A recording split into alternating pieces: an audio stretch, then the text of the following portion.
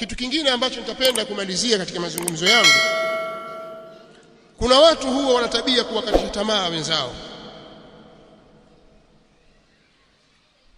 na ndio maana utakuta kuna baadhi ya watu wenye kufanya maasi, baadhi ya maasi hawafanyi taa. Kwa mfano, tuchukue mfano tu, mlevi wa pombe au teja, mlevi chakari kabisa, shakatishwa tamaa kwamba sasa wewe mlevi wanywa mapombe alafu utaswali vipi? Si uache kwanza. Ni vitu vihusiana, hii ni dhambi na hii ni taa, ni vitu vihusiana, kwa maana kwamba mlevi pia anaweza kawa ni 5 salawati dhambi, pamoja na kwamba atakiwa aiache dhambi ile, lakini kutokuiacha dhambi ile hakumfanyi yeye kuwa ndio sababu ya kutokufunga Ramadhani. Haitakuwa sababu ya yeye kutokuswali swala za jamaa. Aje tu akiwa hajalewa, akiwa na pombe zake, swala yake itakubaliwa. Lakini wao walivyoambiwa na kuaminishwa na baadhi ya watu kwamba hiyo haiwezekani bwana, mpaka uache pombe kabisa. Mbona wazinifu waswali? Mbona wachawi waswali?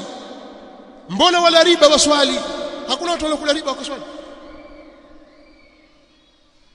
Watakiwa waache hayo na taa wafanye. Sasa mtu kuchanganya amali njema na nyingine mbaya ni jambo laweza likamtokea Muislamu. Wa akharuna i'tarafu li dhunubihim khalatu amalan salihan wa akhara sayyi'a. Allah subhanahu wa ta'ala katika surati at-Tauba alipowataja wale as-sabiquna al-awwalun min al-muhajirin wal-ansar, alipoeleza habari yao katika aya 100, aya 101 akaeleza wa mimman hawlakum min al-a'rab munafiqun wa min ahli al-madinati maradu 'ala an-nifaq la ta'lamuhum, mpaka mwisho wake. Ikaja aya hii sasa, na kuna wengine wao wamekiri makosa yao na shani yao, wao wanachanganya amali njema na nyingine amali mbaya, mema afanya na mabaya pia afanya. Hakuna watu wao, basi hakika Allah atawasamehe wao maadamu wamekiri makosa. Hakika Allah, asa kwa Allah ina maana ya hakika.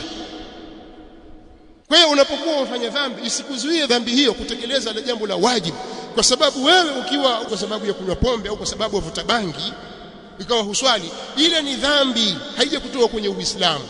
Huku kuacha kuswali wa wakafiri. Lakini ili usaidiwe, utakiwa ujiepushe na makundi mabaya na watu wenye uraibu mbaya, warafiki waovu. Kaa na watu wazuri, kaa na watu wema, jifunge na vikao vya ilmu. Hilo litakusaidia kutoka huko kwenye bangi zako na kutoka kwenye unga wako na mirungi yako na uzinifu wako na riba zako. Litakusaidia hilo kukurudisha katika usawa. Hilo litakusaidia kukukumbusha kwamba mbona huku nakokwenda siko. Warudi kwa Allah, watubu kwa Allah subhanahu wa ta'ala, kimya kimya, hakuna mtu ajua. Umesimama baina yako wewe na Mola wako, muombe msamaha.